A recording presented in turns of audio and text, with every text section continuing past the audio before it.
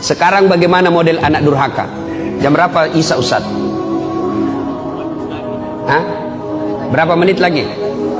2 menit lagi. Oh, sudah habis berarti.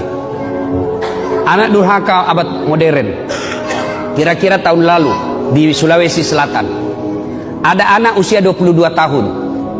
Lepas dari di apa itu opname karena dia penyakit diabetes. Masuk di opname, keluar opname, besoknya langsung mau pergi naik motor. Dilarang sama ibunya. Nak, kau baru keluar dari rumah sakit makan ongkos. Kalau kau keluar sakit lagi kamu, jangan kau keluar nak. Saya mau keluar, dilarang sama ibunya. Marah ini anak, dia tempeleng ibunya.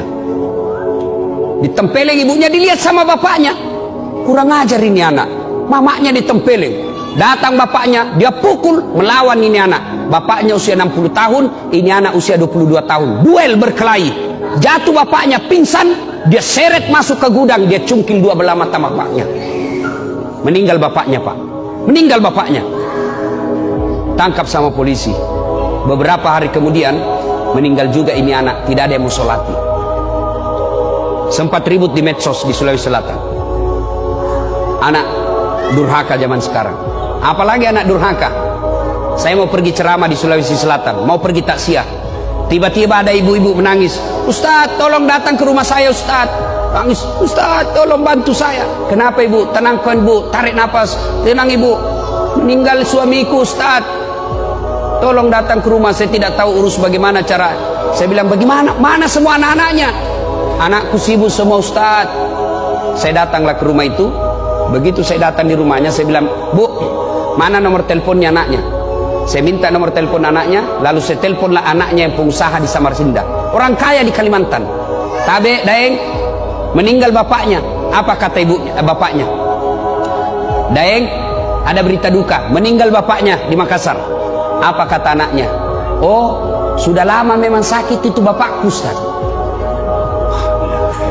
Jadi saya bilang, jadi bagaimana Daeng? Ditunggu atau tidak? Apa jawabannya?